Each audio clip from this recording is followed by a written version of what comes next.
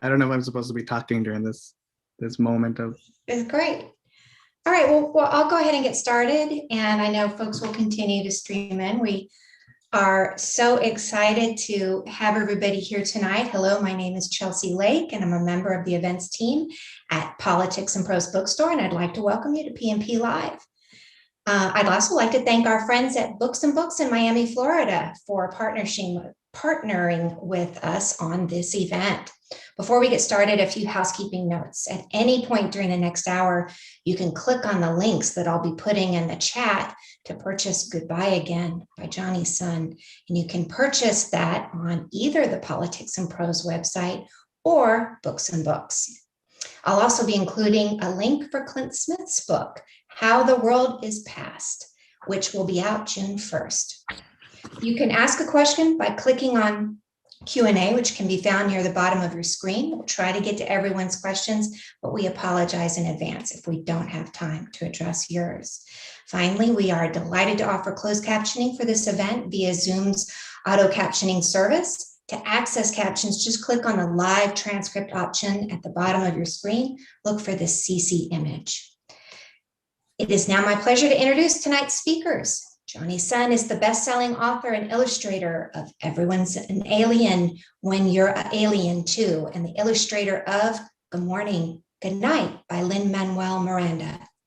He was a writer for the Emmy-nominated 6th season of the Netflix original BoJack Horseman, and is currently writing a movie, a new book, and multiple other projects.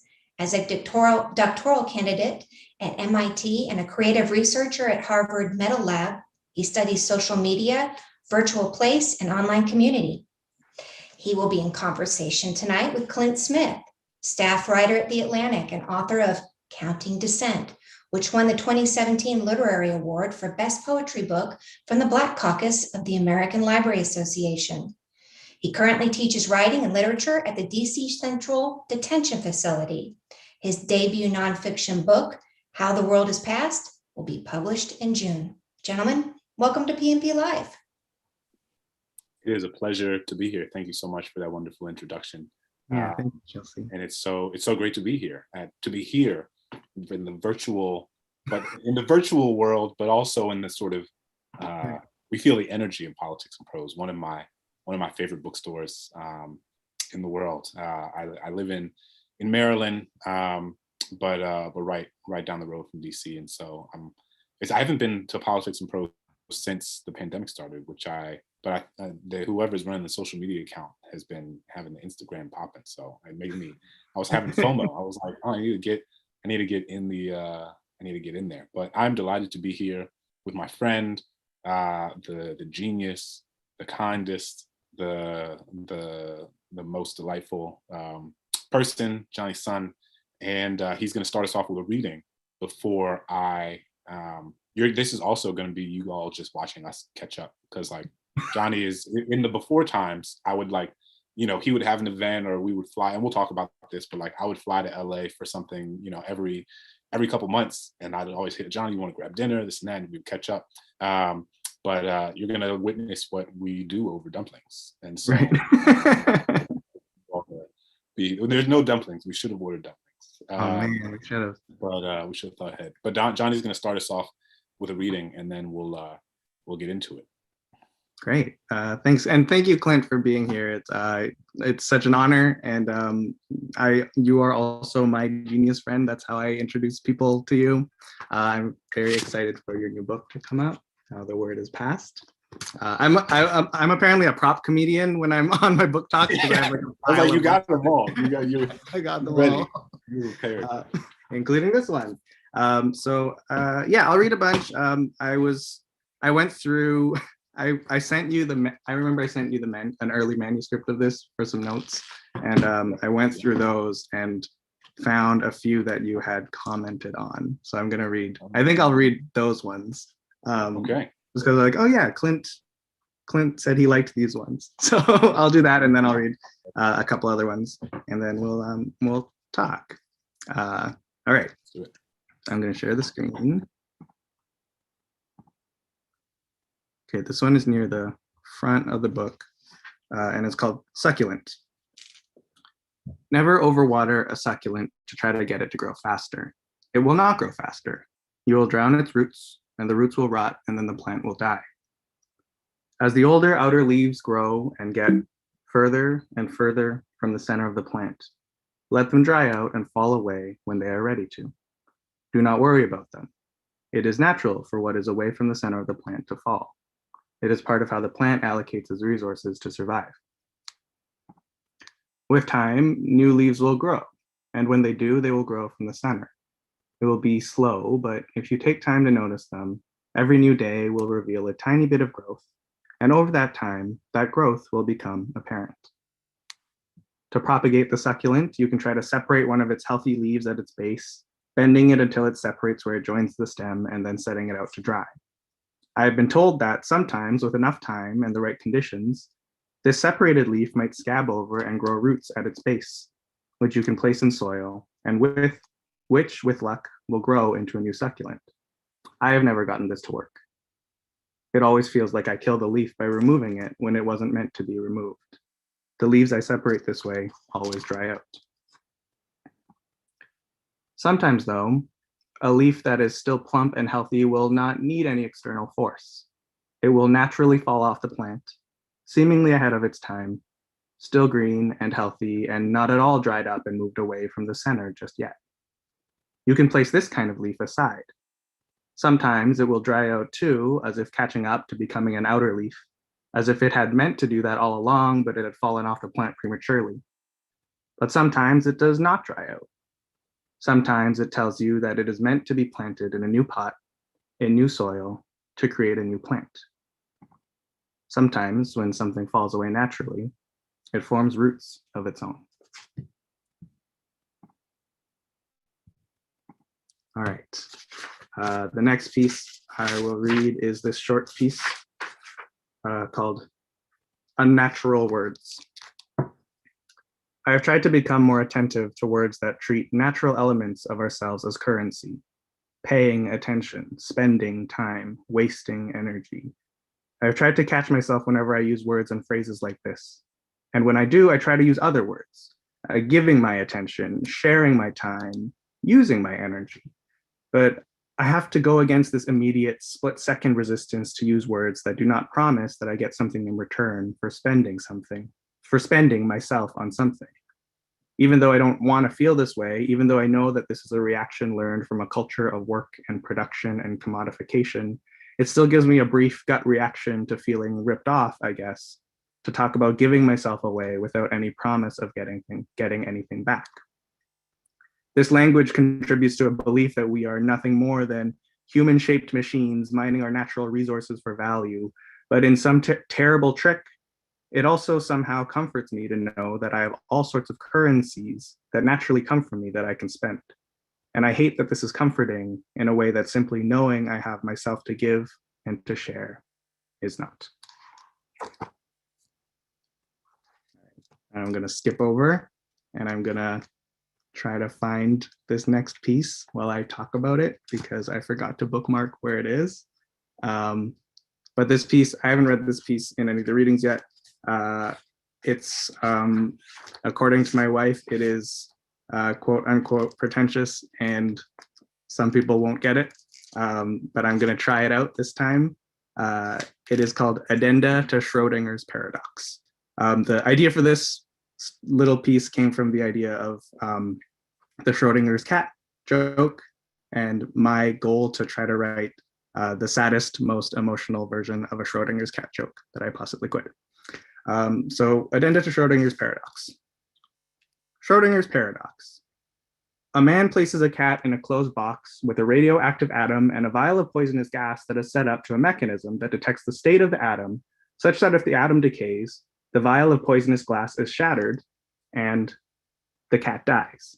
But if the atom doesn't decay, the vial stays intact and the cat lives. Because the box is closed, the man cannot observe what has happened until he opens the box.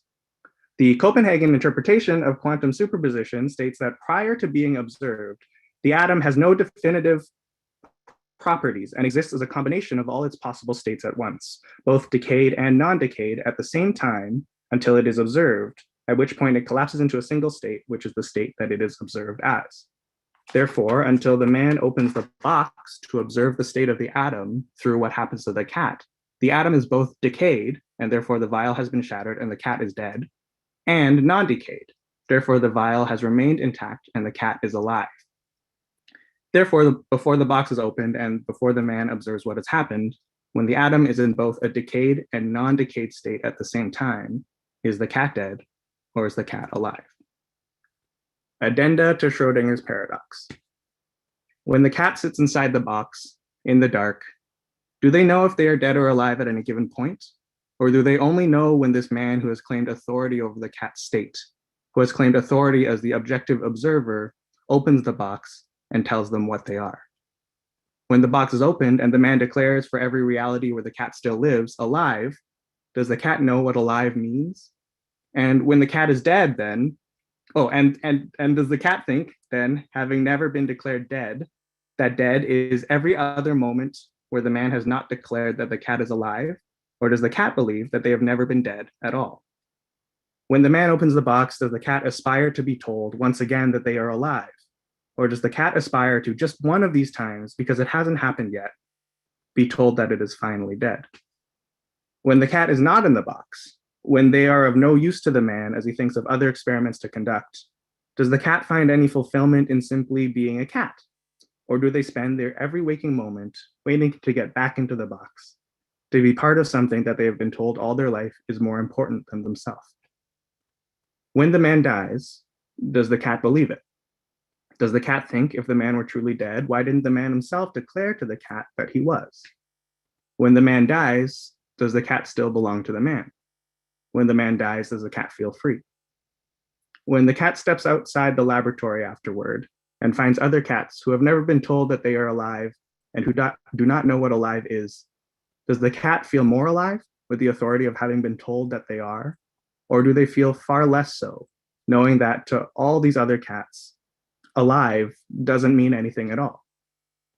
Without the man to tell them so, does the cat worry that they will never know what state they are in again? Or can the cat learn to declare for themselves their own state? When the cat meets another cat who can observe them, can the cat be comfortable with simply knowing that they are observed? Or do they constantly feel the urge to scream, "Tell me, am I dead? Am I alive?" And does the other cat answer? Does the other cat know how to? And if the cat has kittens, if the cat should want to have kittens, and if the cat does have kittens, can the cat allow the kittens to simply exist as they are in the state that they are in? Or does the cat hold on to their kittens a little too tightly for a little too long, whispering into their little kitten ears until it drowns out their own thoughts? You're alive, you're alive, you're alive. And I think I'll do one more.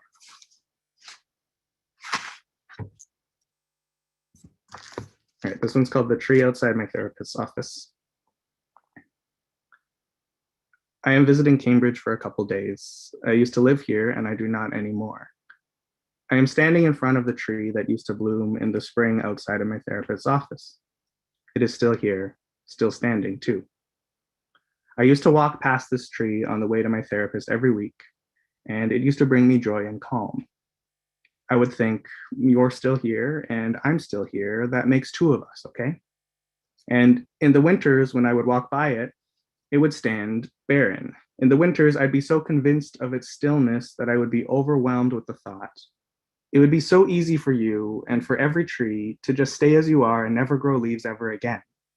What's stopping you from just stopping completely? And today, in the course of my visiting, I found myself wondering about this tree, and I found myself taking a detour through the area just to see if this tree was still here. And it brings me immense joy and relief to see that the tree still is, even as other things I remember about this place are not. And today just happens to be a day in the spring, so the tree is covered in its own flowers, blooming as if to say, don't worry about me, I'm just doing tree stuff, like always. Worry about yourself, maybe. Stop moving around so much, maybe. It's making me tired. Just sit still in the sun for a couple of weeks. Trust me, it'll feel nice. I believe that the things you notice, that you love, that make you pause, those make up who you are. And so it feels in a way like those things are a part of you, even though they are outside of you. which makes me wonder if it is more accurate to say perhaps that a piece of you is kept alive by a part of them. I wonder how many other people think about this tree or remember it when they think about this street or this neighborhood or this city.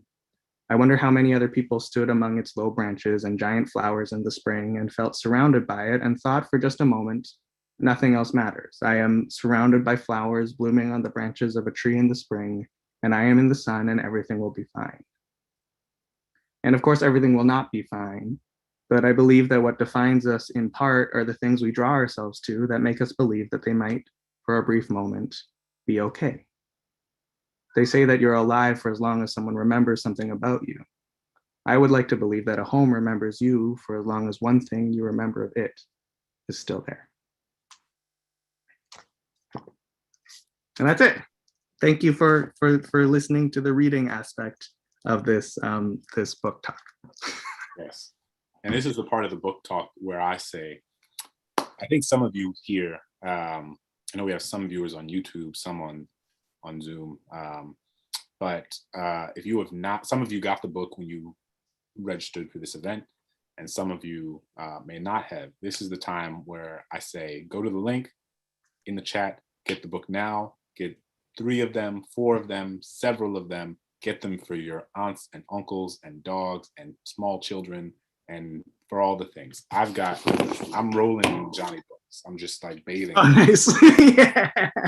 It's like I'm a Jonny sandwich. And so, because sometimes what happens is people come on these things and they're like, oh, that's so great, and they leave the tab open, right? I'm one of those people. I'm saying it because it's important to hold yourself accountable. I'm one of those people who I open the tab, I'm like, I'm definitely gonna buy that. And then you're like, oh, where's my credit card? I don't know.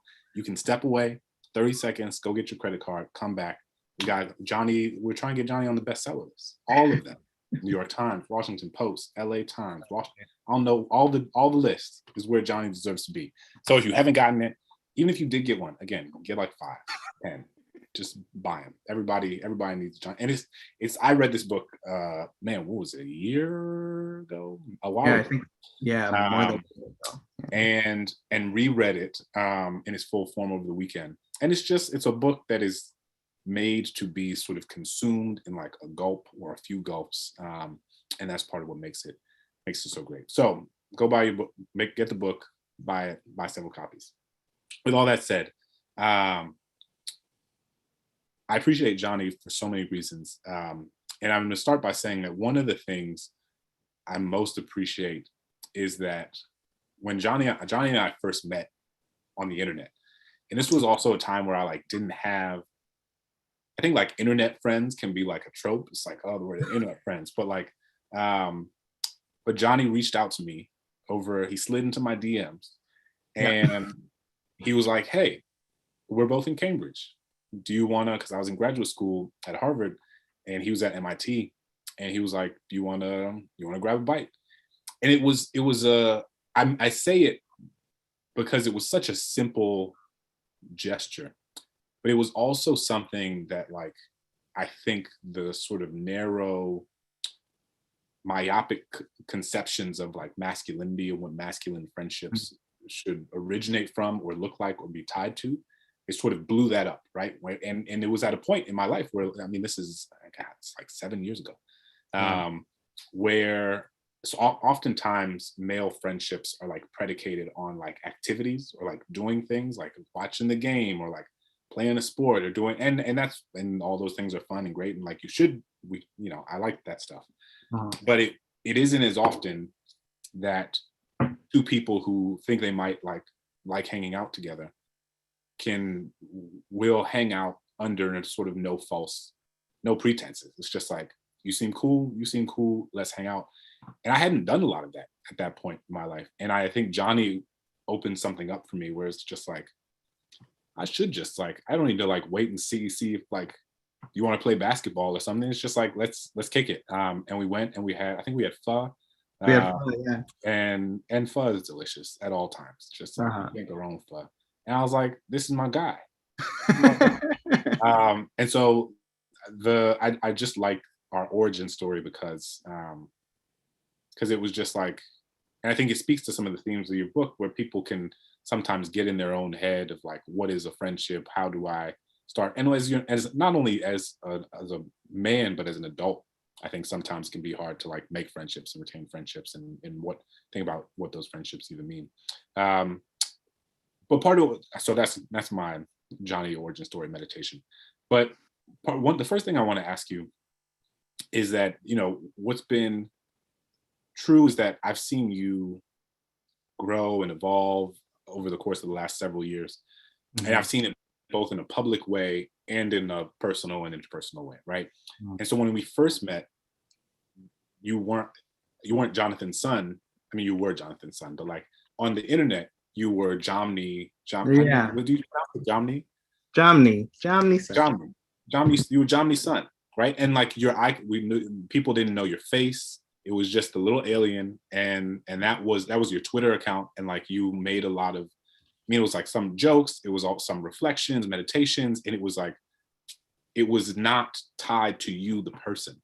Mm-hmm. And I think over time, your account evolved into being more clearly a reflection of a more holistic version of who you were. And I'm curious how you think about what that evolution looked like or felt like, to go from like having gained so much notoriety and so many followers from doing this specific thing, and then slowly branching out to show the world, like not even both a more holistic version of who you were, but also actually who you were, right? Not being a sort of anonymous account. Yeah, that's a great question, and also what a lovely like meditation on our origin story. I feel like that is, I think so fondly on that, because I also like I feel like Sarah or Eve, or no, it was actually when I talked to Karen Chi yesterday or last week, she also gave the origin story of like mine and Karen's friendship, and it also was predicated on like being mutual admirers through Twitter and then reaching out. But I don't actually reach out to like that many people. I was like, oh man, I love Clint so much, and I think at some point I noticed like you had followed me back, and I was like, this is my moment to be like, this is the time. I followed this person for what it feels like it's so long, and I'm like, and I admire this person. I was like, all right, I feel like maybe we'd get along. And yeah, that's I think a lot about that.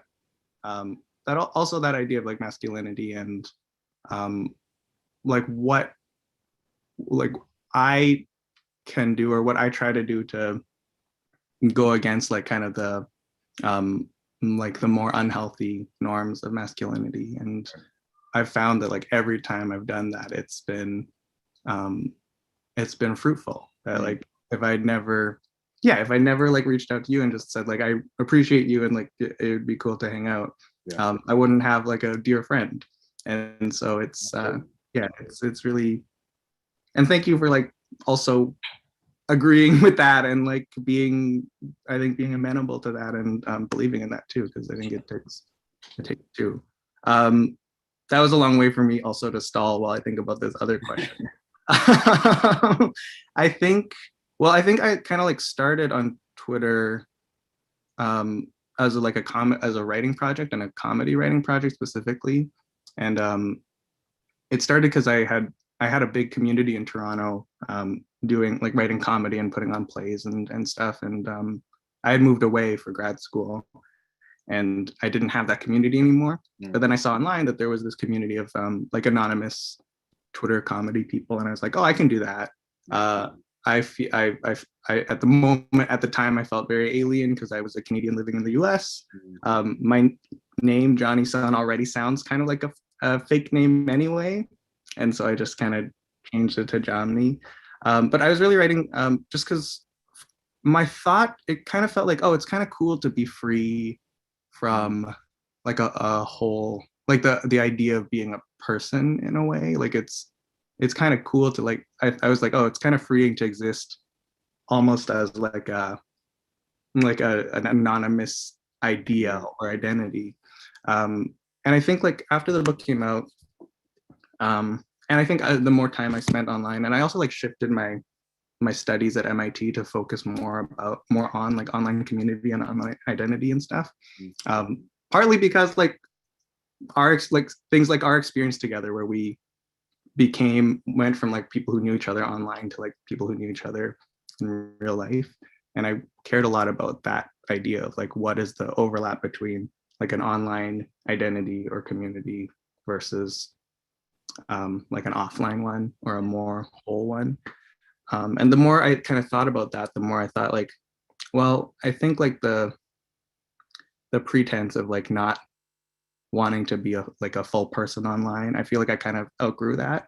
I also did a lot of thinking where I think one of the reasons why, and this feels like I think a little strange to admit, but like I feel like one of the reasons why I was so excited originally to be online under this pseudonymous identity was that like I didn't have to show my face, and I think part of that was tied to this idea that like I didn't grow up seeing a lot of people who looked like me in like a comedy space, and I was a little bit afraid of like how people would respond to like me, Jonathan Sun, like writing jokes on the internet. And so it felt like a way to, I thought at the time it felt like a way to transcend that or to like bypass that. But I think the more time I spent online, the more I realized that like I think I'm doing a disservice to myself and like my whole identity to not kind of be a more of a whole person and present myself through my work. And so I think like at some point I was like, oh, it actually feels like now I've put myself into a box of like Jomny the cartoon or this idea, and I wanted to expand upon that box, and I wanted to kind of exist a bit more of as like a complex person, if that makes sense. No, that makes a lot of sense. I should also say for folks, you should feel free. We're not gonna have like a separate Q&A time for the audience at the end.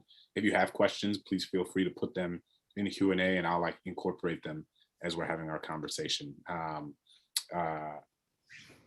Something else I'm thinking about is that like so much of the book is like this meditation on notion, like trying to break out of these ideas about what is productive and what is not productive. And there's this real sort of like push against the forces of capitalism and how like how capitalism has entrenched itself in so much of our interior lives and made us, tied our sense of value to what we produce and what we create and like how we use our time, and specifically and ostensibly in ways that like manifest themselves as something. And I know from our conversations and obviously from the book itself that it's something that you wrestle with a lot, and it's something that I've wrestled with for a long time, right? And I think especially for people whose work is also an extension of our values, right? Whose work is also something we enjoy, right? Like, I mean, writing and creating and imagining, but it's also work, right? And part of what I'm curious is how, you started this book before the pandemic, and then we've been living in quarantine for 14 months. How has the pandemic, did the book evolve as you were writing during the pandemic, and like did that shift your ideas or conceptions of some things? And just generally, I'm curious like how the pandemic shifted the way you thought about your relationship to productivity, and if it allowed you to sort of break out of that, or made it more difficult because you were in the house all the time. What was that like? Yeah, that's a great question. I feel like there are a few layers that I'm gonna like tease apart. I mean, I think like, so I did write most of the manuscript before, or like I had a draft of like most of the pieces that I wanted in the book before the pandemic hit. And I actually don't remember when I sent you the notes. I don't remember if that was like after the pandemic or before for the manuscript. I think it must have been after, because there was like a rough order to them. I think so, because I think I was trying to read it as I was finishing my I think my dissertation was like I'm still working on it. Yeah, I think that's right. And I had, before the pandemic, I think I had a rough idea of like the pieces I wanted. Like I had written most of them in some form or another. They were kind of floating in like a file on my computer, but they weren't they didn't exist in any sort of order really. I think I had a few pieces where like, oh, I know that like I want one section to kind of feel like this, or I want another section to kind of feel like this. But I feel like over the pandemic sort of helped me both like I think crystallize the choices of pieces and also like a specific order to them. Like that all came under lockdown. And I think what that did was it sort of clarified and almost magnified a few of the major themes that I wanted like all the pieces to sort of circle around. I was already writing about like the idea of loneliness and like memory of places that you can no longer access or that you've left behind. And then also about like this idea of value and productivity. And I think those were the ones that ended up making up the most of the book, because those are the ones that I think were really like exacerbated or magnified by being in the pandemic. I think like my personal connection to productivity, I think got worse in the sense that like there was a part of me that was like, oh great, now we've cut out the part of the day where like you have to drive to an office or like you have to go somewhere. Now it's like, and I think a lot of after like the initial shock of the lockdown starting and everything, it felt like everyone's like workplace or like employers or like the idea, like the cultural idea of work kind of shifted into being like, oh, now everyone has more time to work. Like now everyone is like accessible. And I certainly felt like pressure to be accessible all the time for anything. And I had a friend who, I don't know where they heard it. I don't think they were the one to come up with this phrase, but they said it to me, so I attribute it to them. But they said, it's no longer like you're working at home, it's like you're living in your office, which I think made a lot of sense. And I think that those ideas of like value and productiveness really got, like, that was a big part of the book because I was thinking more about that. But yeah, I feel like I'm still trying to figure that out, because you're right, it is hard and it's very tangled, and I wanted to present it as very tangled. I didn't want to like write it and be like, I figured it out, here's the answer, because I haven't, truthfully. And I wanted it more to feel like I wanted people to read it and feel like they were understanding like the things I was trying to figure out, and I wanted that sort of to help with their own personal versions of figuring that out without presenting like a clear answer or a myopic answer. No, it makes a lot of sense. I should also say, I don't know, we're living in, because we do everything from our house. I have a 2-year-old and an almost 4-year-old they've just been put to bed, but I hear the 2-year-old is in the room next door, and she is resisting bedtime at the moment. So if you're hearing the din of a small child banging against her crib and saying, I pooped, then that is not your imagination. So it's at this point I've been Zoom bombed and, had the small children shape everything I've done. Anything that happens between like 6 p.m. and 9 p.m. is just like, you don't know what you're gonna get. Part of what I'm wondering and what Victoria is wondering is there a part of the book, you're extremely vulnerable in this book, as you are online, as you are in person. Was there a part of this book, was there an essay specifically, or even an idea that you were sort of anxious about sharing with the world? Yeah, that is a great question. I mean, I feel like the non-specific answer is very much like a lot of it was very scary, just because like, yeah, I think like part of the thing I learned about like my own writing and the type of things I like to write about came from sort of sharing the things that made me vulnerable and finding like connection to sharing those things in other people. And I think like one interesting kind of element about that when it's done through like social media or done like ostensibly online is that a lot of it that gets sort of flattened into like this idea or this notion of like relatability and like oh, this is like a relatable feeling. And I'm not knocking that, because I think like that is incredibly powerful, and you can do a lot with that.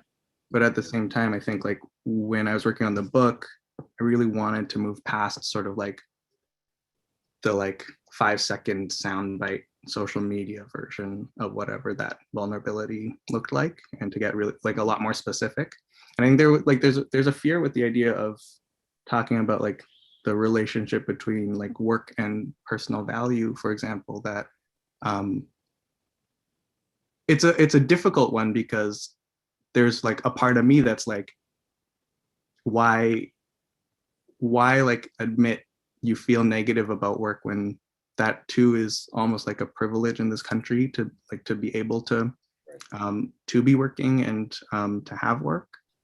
And so that, I think that was a little scary, just to expose that. But I think like ultimately all of that comes to, again, that feeling that like everything's so tied to work, that like it's even hard to like parse out what we're allowed to like feel negative about, or what we're allowed to be critical of. I think the other part was writing about my parents and my family, mainly because like I haven't really done that before, and like I think like given that my writing kind of career started in terms of writing through like a character, it was very hard to sort of be open about that stuff, or to just write about that stuff. And I was very scared of what my parents would think. But it was kind of nice, because it gave me a way to kind of connect with them more. And it gave me like a way to first like really think deeply about them, and to almost like, it gave me like an excuse to like understand them a little more, I think, and to like really think about them. And then when I shared the pieces that they were mentioned in, I was afraid that they'd be like, don't publish any of this. Like I don't like, because they're very private people. Yeah, but they were really, it was the opposite. They were like very excited about, and yeah, and so I'm happy with that. But I it still feels a little kind of scary for that to be in the book. How have your parents made sense of your career? Like you do so many things, right? It's funny because when we first met, I like completely forgot I'm saying, until you mentioned it just now, I was like, I forgot that Jonny did comedy. Like you were doing stand up, like you played the guitar, you play music, you do stand up, you're a writer, you're an illustrator, you're writing movies, but even before that, right? I mean, so it's one thing, I think, when you're in a position that you are now, where you're writing books and movies and this and that, but like you were the same person in so many ways years ago, before any of these opportunities manifested themselves. And I'm curious what was there pressure from your parents to do like why are you wasting your time on comedy? Like, what are you doing playing in these bands and playing songs no one's ever going to hear? Like, or was it? I mean, and I say that knowing that it's rarely a sort of black and white thing, right? It's often sort of a lot of gray. Like, how did they make sense of your career choices and passions in many ways early in life relative, and how are they sort of making sense of it all now? Yeah, that's a really good question. And I think like that's one that's also like tangled, I think, in like the narratives that we tell ourselves. And I think that it's like tangled in like the boxes we put our own identities in. This is going to be like a long question, a longer answer, because I think I'm going to try to like piece together a few different threads. But there was a clip that went around of Ocean Vuong talking at the end of an Asian American writers conference. I think I saw it because you posted. Oh, great. Okay, cool. And I thought of you because when I wrote the unnatural words thing, one of your notes was like, this reminds me of like another Ocean Vuong like thing that he said. But in that clip, he talks about sort of like the idea of like Asian American writing often exists to serve like an existing narrative, right? Like that there is a box that we are pressured to filling with our stories that don't necessarily speak to the wholeness of us, but just speak to like serving some sort of American idea of what we are, and that it's important to sort of break out of that and to move beyond that and to grow beyond that, or else we're never telling our own stories, and we're telling kind of like a country's version of what they want us to be.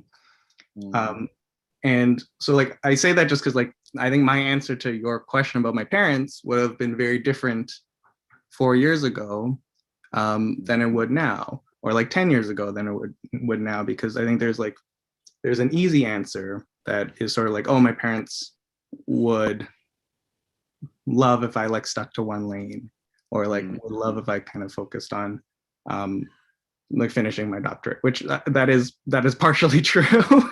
But there is also a part where like when I really think about it, and I think this book helped me with that, when I think about like their kind of role on my life and the role they played like throughout my growing up, they've always been supportive of my creative work, and they've always been supportive of like all these different elements. Like they put me in piano lessons and art classes, and really let me explore. And I think that a lot of that sort of, I think, has influenced how I exist now, where I think I grew up without the idea of like fitting into one thing, that like, oh, you can do all this stuff because like, well, look, we're supporting you in doing all this stuff. We're putting you in all these different classes. You're in all these different kind of spaces. And I think I've always just like wanted to keep doing that, partially to avoid the box as well. When I was in high school, I became like a drama kid, which was not natural for me, because I was and still am, like, I think, a very like shy and reserved introverted person. But I really liked that element of it, and I found like writing was a really nice, like playwriting specifically was really something I grew attached to. But then in college, I went to college for engineering, and there was a fear that I was like, oh, if I become an engineer, I'll only be an engineer to people, and like they'll never know that I also write plays, or that I also kind of perform or illustrate. And so the rebellion part of that in my head was like, I'm gonna do engineering school, but at the same time, I'm gonna like continue to write plays and perform comedy and do all these other things. And I think that kind of spirit just stayed with me, this like resistance to kind of existing in a clean box for people to understand. And I think that ties to like this idea of value and kind of like productivity, because I think ultimately that box serves for people to like know how to like use you, or to value you in a way, right?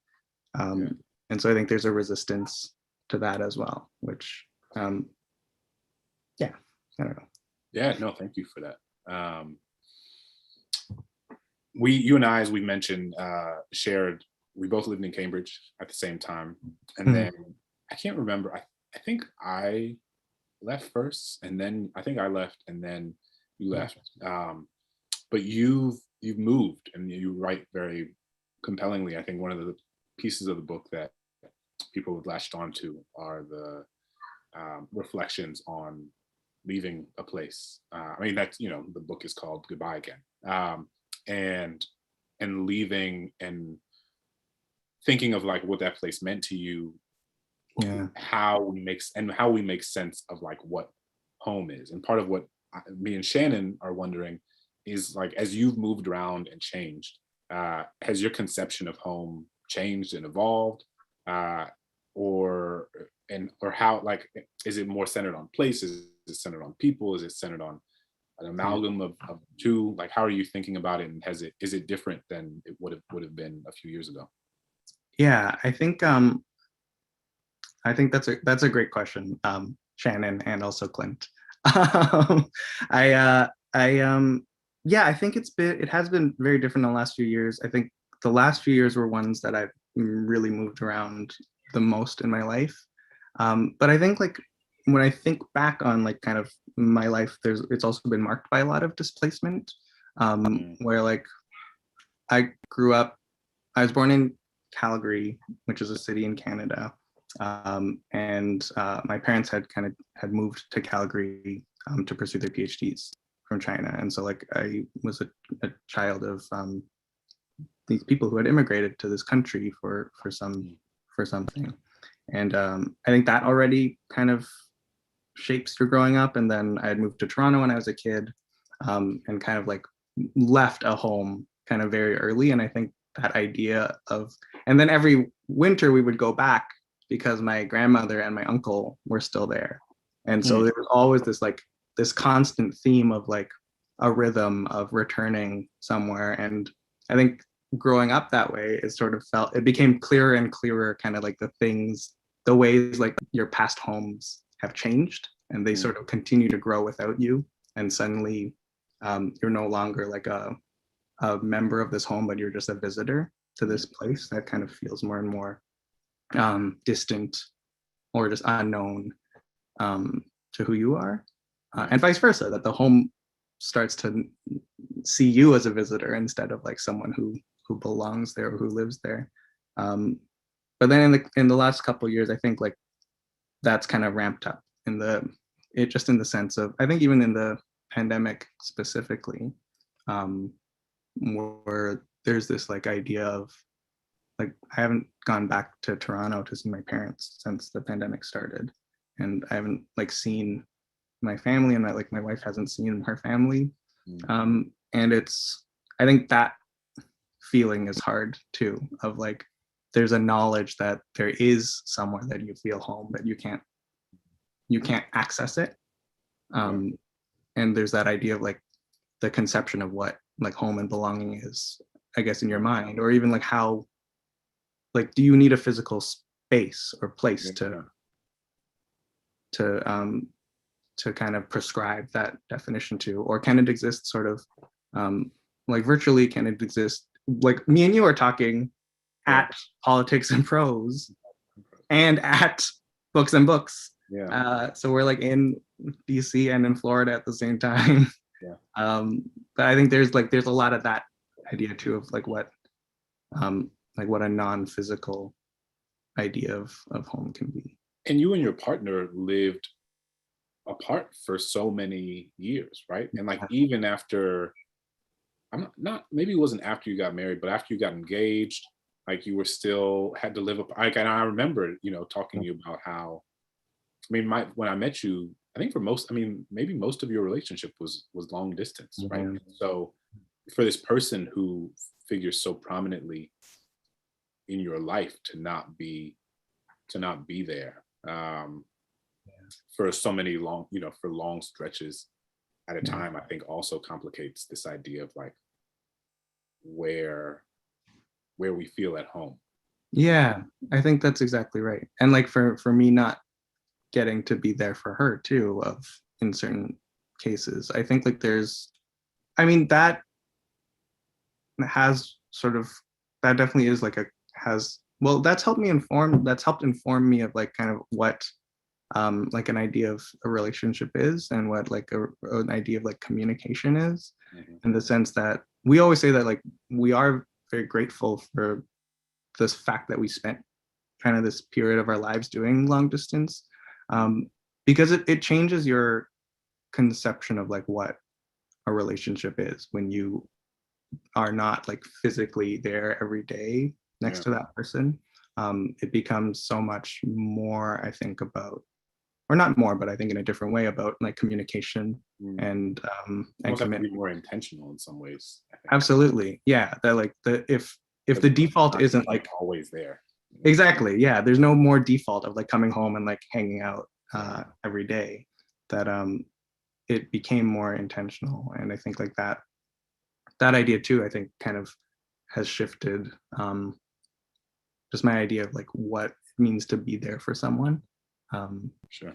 Because you can kind of do that in like while you're apart as well. And I think like that has complicated, yeah, just the idea of like what presence is as well.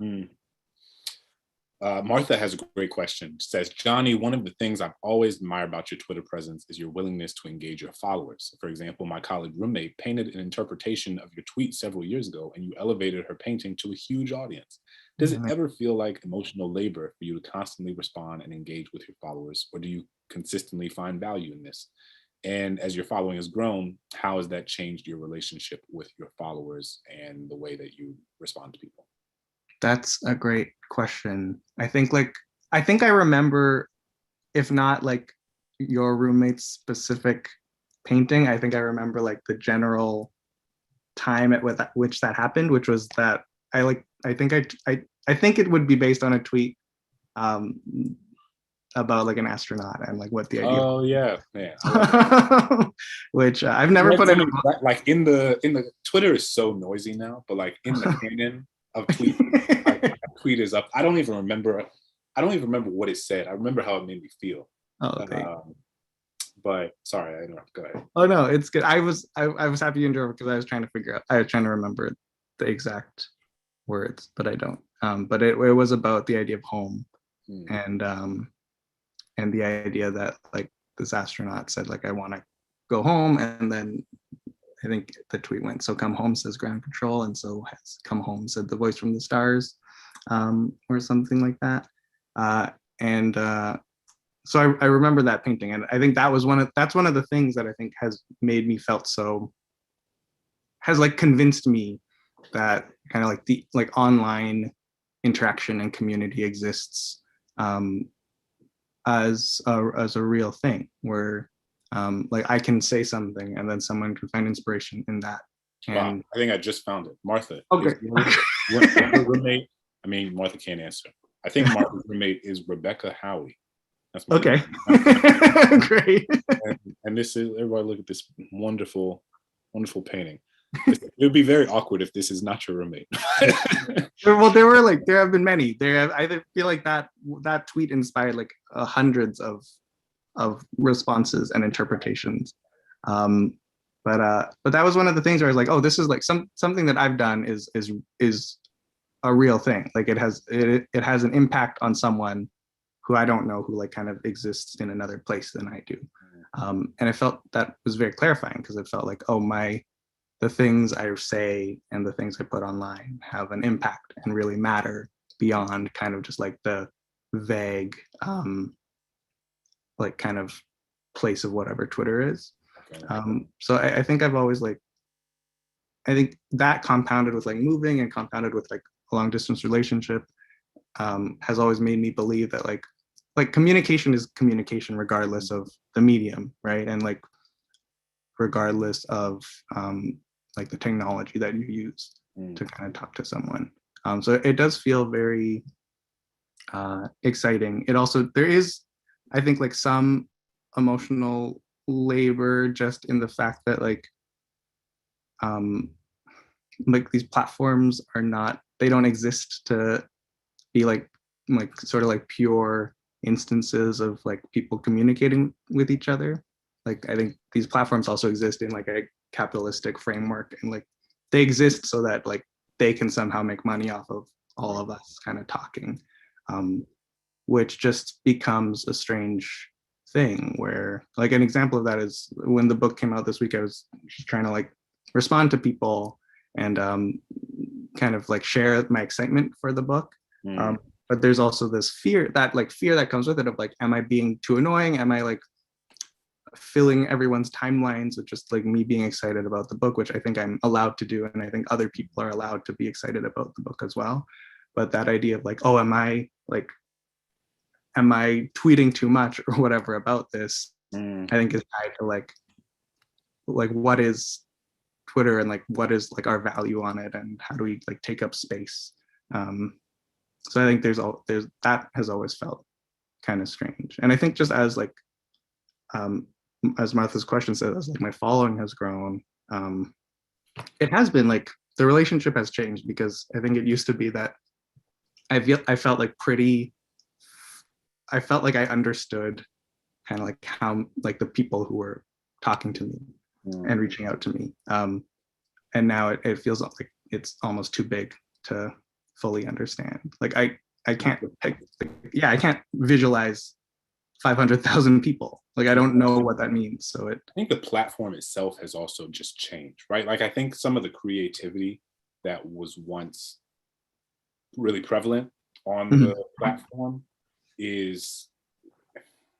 that's at least my sense, is that it feels as if it's harder to carve out that sort of space anymore. Like I don't know if that's because of like quote tweets or like, I mean, there's a lot of bad faith, right? Yeah.